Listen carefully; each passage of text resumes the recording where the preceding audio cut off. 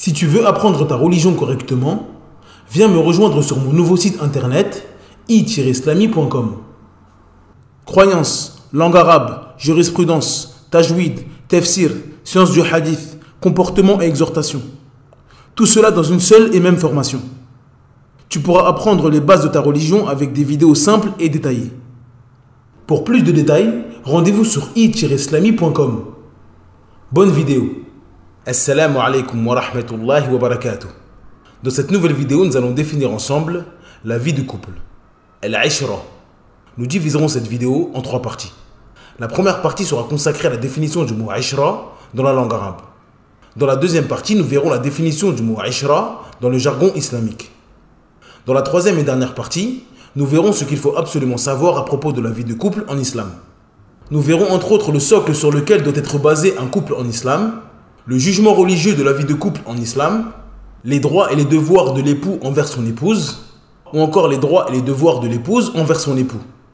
Nous répondrons à des questions très importantes telles que l'obligation ou non pour la femme d'obéir à son mari, l'obligation pour le mari de dépenser pour sa femme, ou encore une question qui fait polémique dans beaucoup de couples, est-ce que la femme a l'obligation de servir son mari?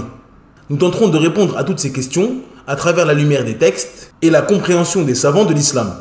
Sans perdre plus de temps, on passe à l'explication.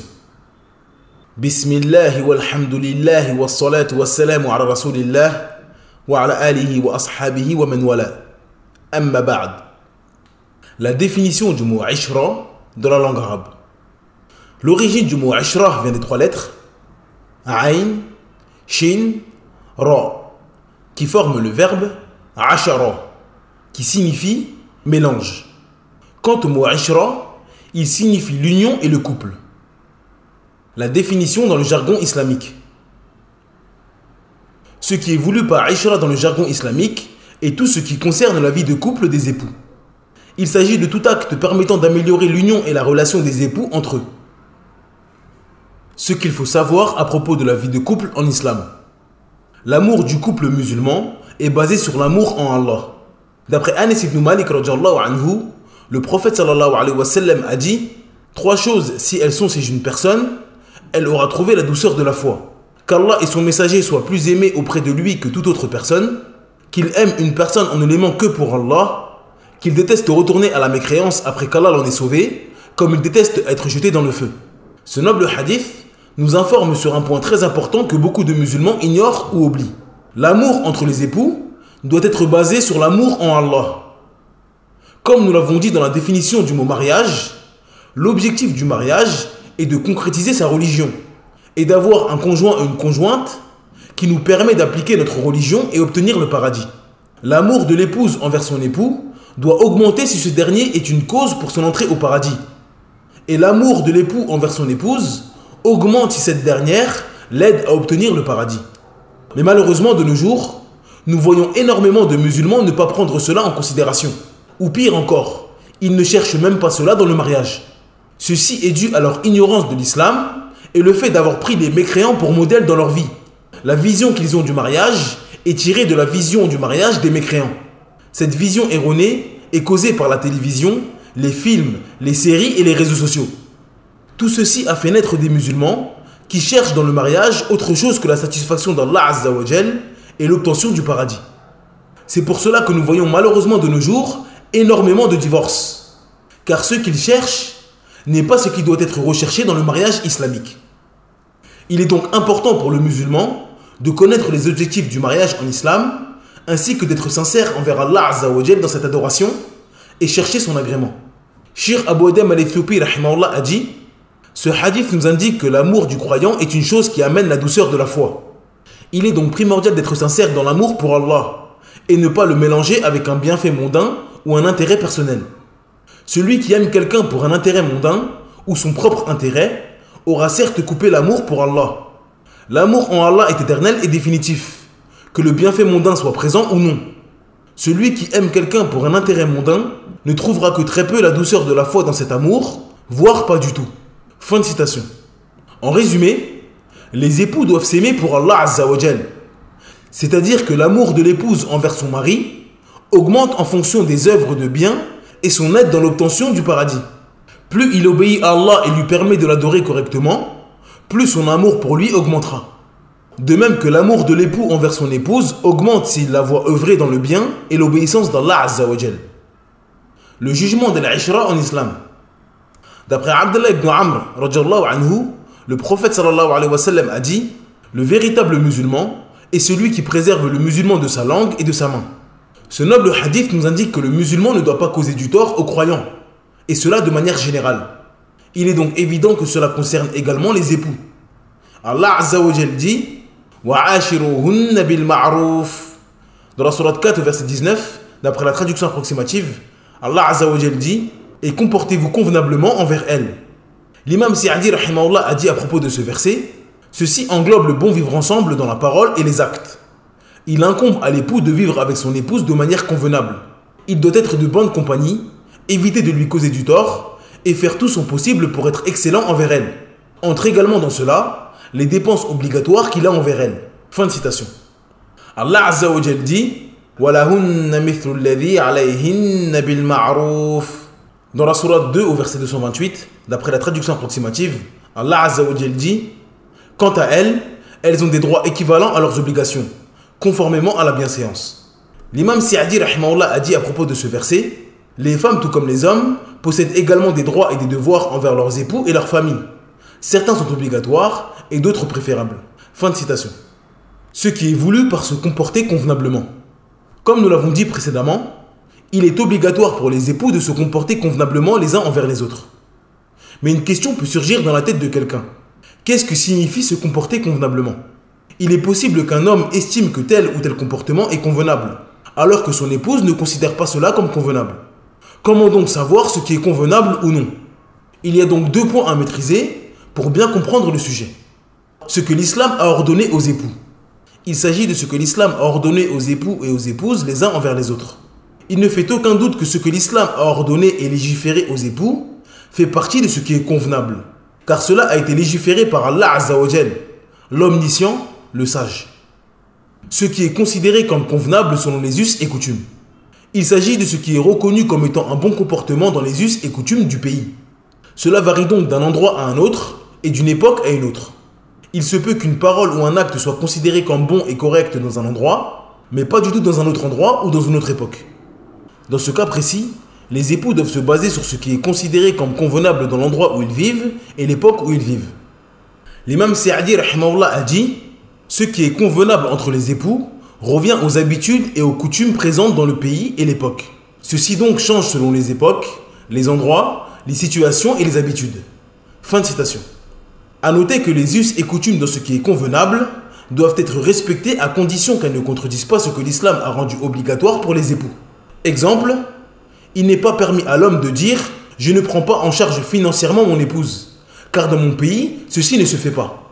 Et il n'est pas permis à la femme de dire: je n'obéis pas à mon mari, car d'où je viens, nous n'obéissons pas à nos époux. Les us et coutumes sont donc pris en considération uniquement s'ils ne contredisent pas la législation. Pour plus d'informations concernant les us et coutumes en islam, je vous invite à regarder la vidéo qui le consacrait. Le lien est dans la barre de description. Les droits de l'époux sur son épouse. L'autorité. Dans le couple musulman, l'autorité et la gouvernance sont entre les mains de l'époux. Allah Azza wa Jal dit: وَلِلرِّجَالِ عَلَيْهِنَّ دَرَجَةٌ وَاللَّهُ عَزِيزٌ حَكِيمٌ. Dans la sourate 2, verset 228, d'après la traduction approximative, Allah Azza wa Jal dit: mais les hommes ont cependant une prédominance sur elles. Et Allah est puissant et sage. Allah Azza wa Jal dit également: الرجال قوامون على النساء بما فضل الله بعضهم على بعض وبما أنفقوا من أموالهم. Dans la sourate 4, verset 34, d'après la traduction approximative, Allah Azza wa Jal dit: les hommes ont autorité sur les femmes en raison des faveurs qu'Allah accorde à ceux-là sur celles-ci et aussi à cause des dépenses qu'ils font de leurs biens. Les devoirs de l'époux envers son épouse. La crainte d'Allah. Il est obligatoire pour l'homme de craindre Allah Azza wa Jal dans son épouse. Comme nous l'avons dit précédemment, Allah a donné l'autorité à l'homme sur son épouse. Ceci est donc un immense honneur, mais également une immense responsabilité. Tout comme le gouverneur, on lui a donné des droits que les autres n'ont pas. Si cela est fait dans la crainte d'Allah et son obéissance, cela sera la cause d'un grand bien pour le couple dans ce bas monde et dans l'au-delà. Cependant, si l'époux ne craint pas Allah Azza wa Jal et utilise les droits qu'on lui a octroyés pour être injuste envers une musulmane, il sera la cause d'un grand mal dans son couple, mais également au sein de la société. Quand un gouverneur est injuste, les ignorants et les faibles d'esprit se rebellent et ne prennent plus en considération la place importante du gouverneur. Il en est de même pour l'homme. S'il ne respecte pas les engagements qu'Allah lui a enjoints, il perdra sa place et son rang au sein de la société. Les femmes se rebelleront car elles n'auront plus confiance et prétendront être plus légitimes que les hommes concernant la gouvernance. Il est donc du devoir du musulman de craindre Allah Azza wa Jal et de se comporter avec ses femmes comme Allah lui a ordonné et être ferme et constant sur cela, même si toute la terre est contre lui. D'après Jabir ibn Abdillah radhiyallahu anhuma, le messager d'Allah sallallahu alayhi wa sallam a dit: craignez Allah dans vos relations avec les femmes. Vous les épousez avec la garantie d'Allah et vous vous permettez d'avoir des rapports intimes avec elles grâce à la parole d'Allah. Le bon comportement. D'après Abu Hurairah radhiyallahu anhu, le prophète sallallahu alayhi wa sallam a dit: soyez bons avec les femmes.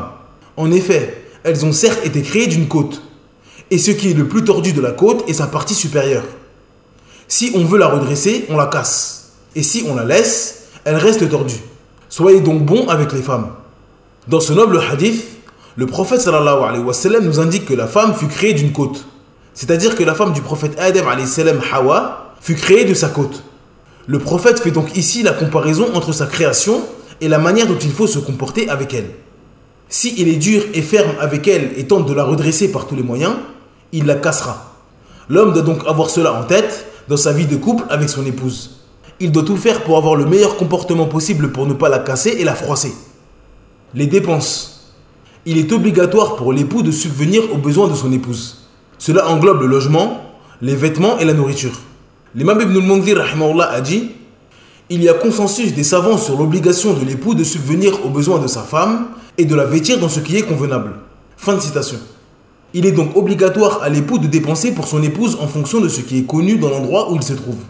Il n'y a pas un type de nourriture en particulier, ni un nombre de chambres ou un type de maison en particulier, ni de vêtements en particulier.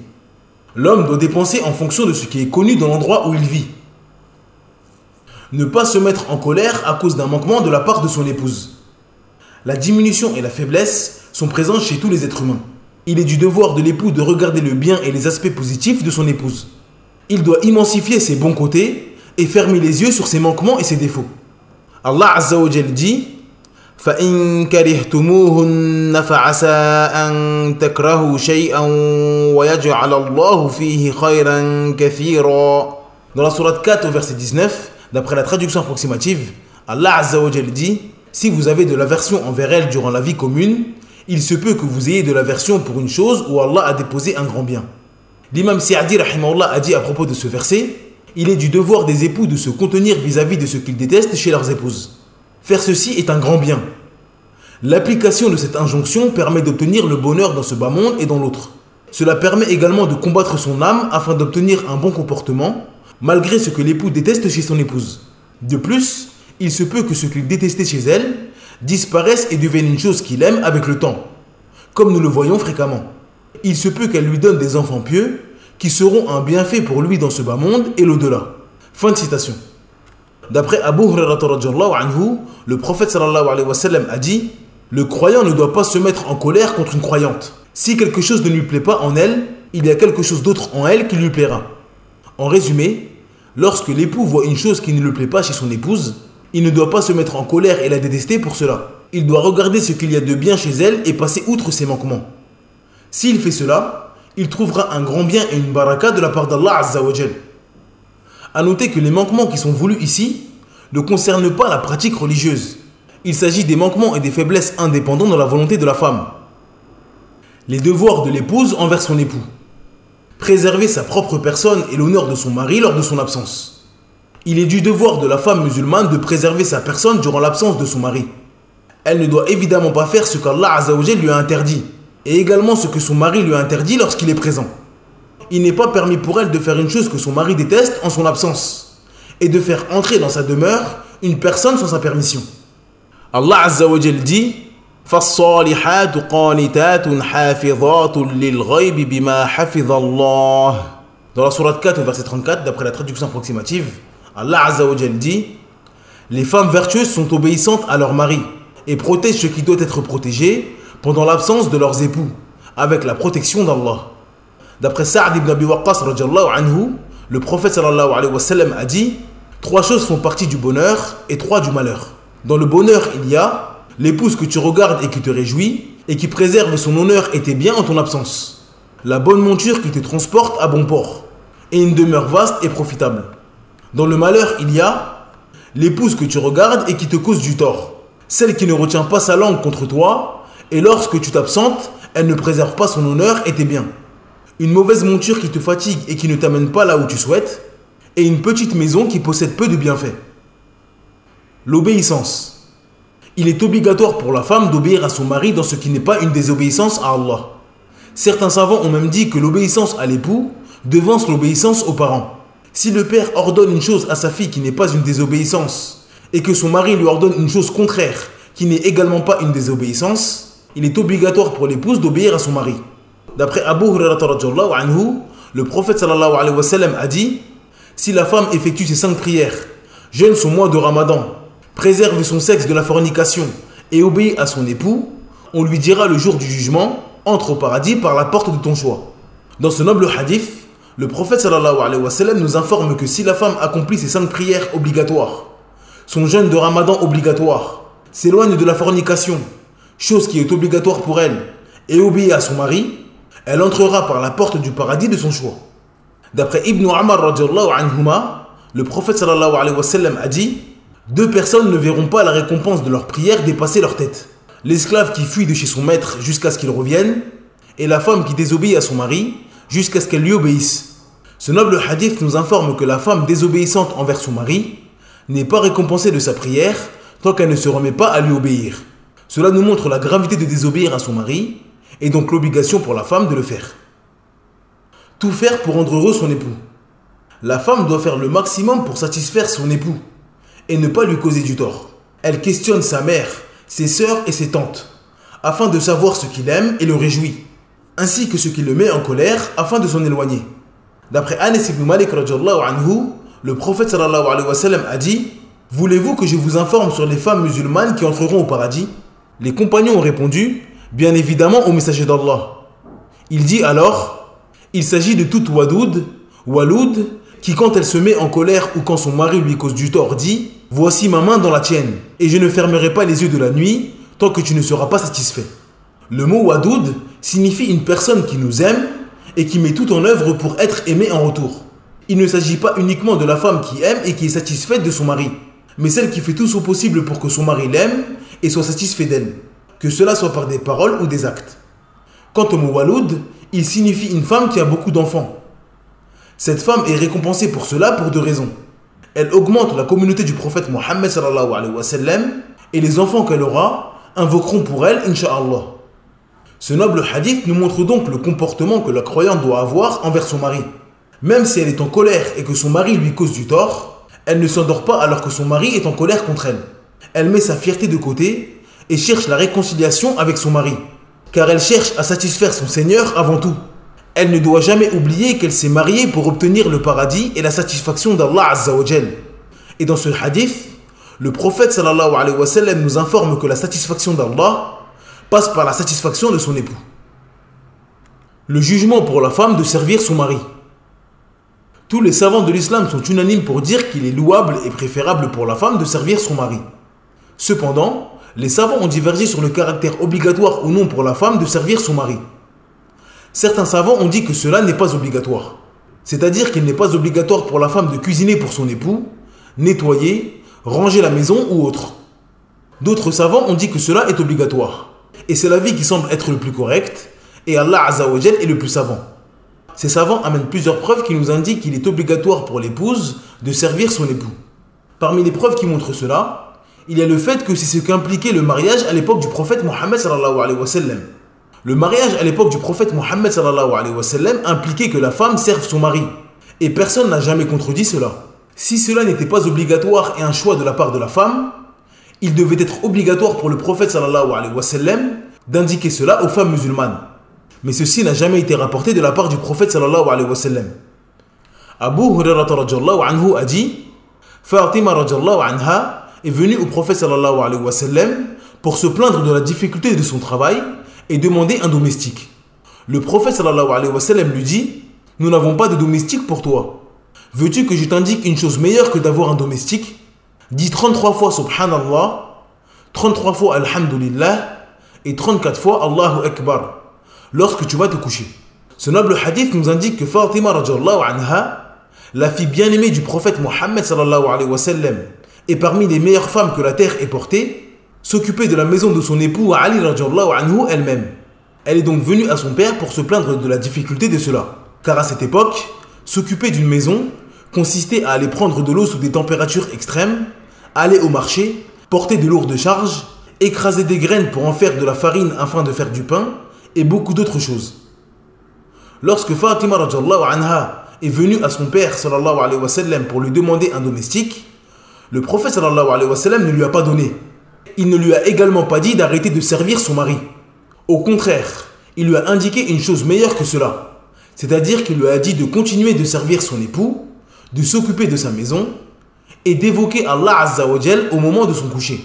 Le rappel d'Allah sera plus apaisant et reposant pour elle qu'un domestique. De plus, le prophète sallallahu alayhi wa sallam n'est pas parti voir son époux Ali radhiyallahu anhu pour l'obliger de prendre un domestique pour sa fille. Asma bint Abi Bakr radhiyallahu anhuma a dit: Az-Zubayr m'avait épousé. Il ne possédait alors sur terre ni chameau, ni esclave, ni rien, si ce n'est un chameau servant à puiser de l'eau et son cheval. Je donnais à manger au cheval, j'employais le chameau à puiser de l'eau, je raccommodais le seau et je pétrissais la farine. Mais je n'étais pas habile à préparer le pain. Et c'était nos voisines, femmes Ansar, qui faisaient mon pain. Je transportais sur ma tête les noyaux de dattes servant de nourriture aux chameaux, qui provenaient d'une terre que le messager d'Allah avait donnée à Zubayr. Cette terre était éloignée de ma demeure de plusieurs kilomètres. Un jour, alors que je portais mon fardeau de noyaux sur la tête, je rencontrai l'envoyé d'Allah accompagné d'un groupe de Ansar. Le prophète m'appela, puis fit agenouiller son chameau pour que je termine le chemin avec eux. J'éprouvais quelque honte à voyager avec des hommes, et je songeais à la jalousie d'Az-Zubayr qui était le plus jaloux des hommes. Voyant la honte que j'éprouvais, l'envoyé d'Allah poursuivit son chemin. Arrivé auprès d'Az-Zubayr, je lui dis: j'ai rencontré le messager d'Allah accompagné d'un certain nombre de ses compagnons. Et comme j'avais un fardeau de noyaux sur la tête, il fit agenouiller son chameau pour que je termine le chemin avec eux. Je n'ai pas osé accepter, connaissant ta jalousie. Par Allah, me répondit-il, il m'eût été moins pénible de te voir voyager avec lui que de te voir chargé de ton fardeau de noyaux. Je continuai cette existence, ajouta Asma, jusqu'au jour où mon père Abu Bakr m'envoya un esclave qui me débarrassa des soins à donner au cheval. Il me sembla alors que je venais d'être affranchi. En résumé, Allah Azza wa Jal a donné des droits et des devoirs aux époux lors du contrat de mariage. Allah a donné aux époux le droit de jouir de leurs épouses et a obligé le logement, la nourriture et l'habillement envers elles. Quant aux femmes, elles ont également le droit de jouir de leurs époux. Et elles ont le devoir de servir leurs époux et s'occuper de leur maison. Cette vidéo est maintenant terminée. Merci de l'avoir visionnée jusqu'à la fin. Je vous invite à vous rendre sur le site i-islami.com afin de télécharger gratuitement le PDF de cette explication. N'oubliez pas de vous abonner à la chaîne et d'activer la cloche de notification afin de faire grandir la chaîne et ne rater aucune vidéo. En attendant, je vous dis Assalamu alaikum wa rahmatullahi wa barakatuh. Subhanaka Allahumma wa bihamdik. Ashhadu an la ilaha illa ant. Astaghfiruka wa atubu ilayk.